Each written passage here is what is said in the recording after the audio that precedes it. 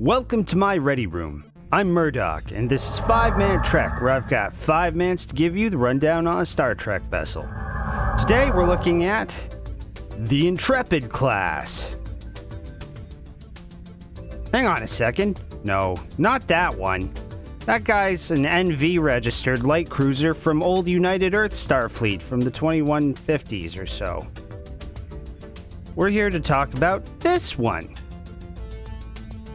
Yeah, the kind of vessel that just reeks of, I'm so cool, I need to be tossed all the way to the furthest edge of the Scutum Centaurus arm just to make the trip home a challenge. Before we get into today's ship class briefing, please do like and subscribe if you're enjoying this kind of content. So, before I make this almost exclusively about Voyager, because let's face it, Voyager made this ship class famous. There was more going on at the time than the now Vice Admiral Janeway making the best of a bad situation for 7 years and actively finding ways to make the trip only take 7 years rather than the 70 years it would have taken using conventional warp travel, even at warp factor 9.975, which is insane on its own. The Intrepid class of the 24th century was originally designed to fulfill roles both as a light cruiser and a science vessel when it first entered service in 2369.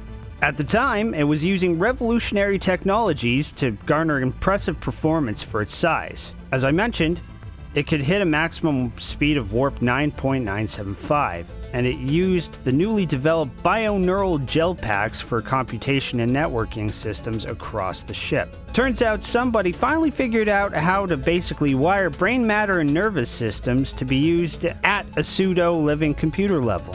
This came with its own set of hiccups, mind you, as the crew of Voyager would learn that their living circuitry could catch a cold, among all things. I'm getting off topic.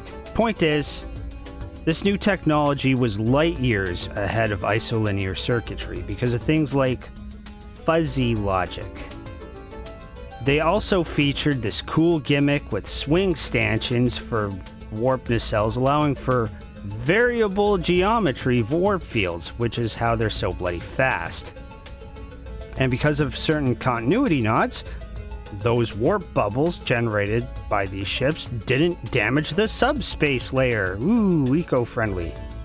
The Intrepid class, being a smaller ship, only crewed about 200 personnel and was packing a lot of phaser strips, notably 14 Type 10 arrays across her superstructure and 4 photon torpedo launchers, along with an armament of tri-cobalt devices, which are basically weird space magic black hole bombs for the sci-fi uninitiated. Another fun feature the Intrepid sported, thanks to their center of gravity actually being in a balanced spot, these ships could actually land planet-side and take off again without much trouble. Originally, 4 vessels of this class were approved to be fielded by Starfleet Command, and the first 2 that would be built were the Intrepid and the Voyager, followed by the Stargazer. They really like naming ships Stargazer. And the Pathfinder. That number would swell over the following decades, especially after Voyager returned home from the Delta Quadrant packing a whole host of goodies to be extensively studied by the scientific community, including but not limited to ablative armor generators, transphasic torpedoes. The Borg really didn't like those. And the crown jewel of the crew's own efforts, the quantum slipstream drive. Not to discount coaxial warp, as it was absolutely a vital and useful tool. But the quantum slipstream drive would be one of the last major travel milestones until the temporal drive. And, well, time travel's a sticky subject. Due to the success of Voyager, several variant classes of the Intrepid would be developed over the following decades. They were the Cochrane, Discovery, Bellerophon, Pathfinder, and most recently, Trailblazer classes. Let me know in the comments if you want me to do a more in-depth video on any of these ships. As for what's next, well, the next ship class's most famous specimen also did a multi-year stint of exploration. But at least in their case, it was on purpose. That's it for this episode. I'll see you in the next one.